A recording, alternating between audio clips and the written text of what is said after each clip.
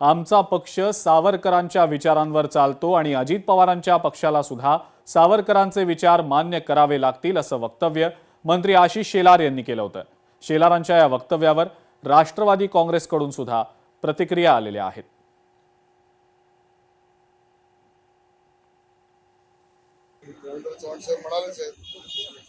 आम्ही तर सावरकरांचे भक्त आहोत, सावरकरी विचारावर चालणारे लोक आहोत।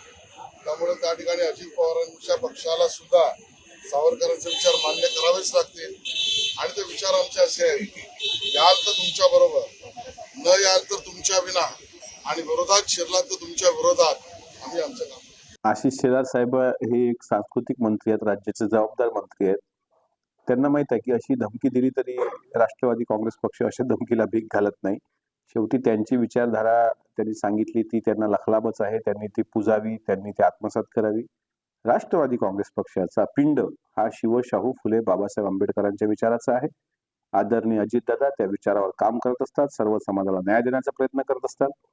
त्यांची विचारधारा आम्ही स्वीकारावी की नाही हा त्यांचा जरी प्रश्न, धमकी, इशारा असेल तर एवढं मात्र नक्की सांगतो की ती विचारधारा आमची असू शकत नाही।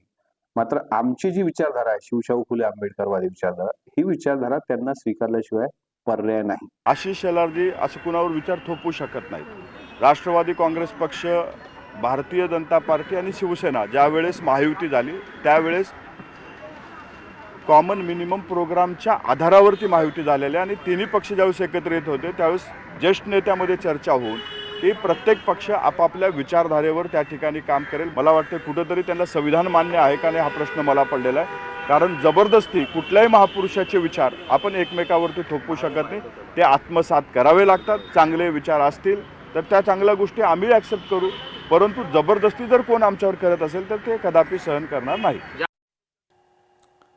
आशिष शेलार यांच्या वक्तव्यासंदर्भात प्रतिक्रिया देणं अजित पवार यांनी टाळलेलं आहे। आशिष शेलारांनी सावरकरांसंदर्भात केलेल्या वक्तव्यावर मुख्यमंत्री फडणवीस आणि उपमुख्यमंत्री अजित पवार नेमकं काय म्हणतायत पाहूया। मी आपल्याला सांगू का, तुम्हाला विकासाचं काही पडलेलं नाही। मी महानगर तुम्हाला कुठून तरी काहीतरी आमच्या अंतर कसं वाढेल अशा प्रकारचे प्रश्न विचारून तुम्ही त्याला एक हे देण्याचा प्रयत्न करताय।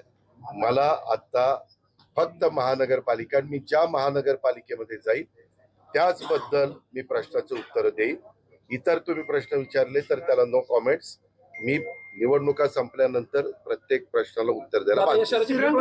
भाऊ, आशिष शेलार म्हणतात अजित पवारांना की तुम्हाला जर वीर सावरकरांचे विचार पटत नसतील तर तुम्ही लांब राहा किंवा तुमच्याशिवाय पण विचार करावा। मला असं वाटतं की वीर सावरकरांचे विचार हे अजितदादांनी त्याचा विरोध करण्याचं कारण नाही, त्यांनी कधी केलंही नाही। म्हणजे मला माहिती नाही त्यांनी केलं असेल तर, आजपर्यंत तरी मी बघितलं नाही। पण हे आमची भूमिका ही पक्की आहे की वीर सावरकरांचा विरोध हा मला मान्य नाही।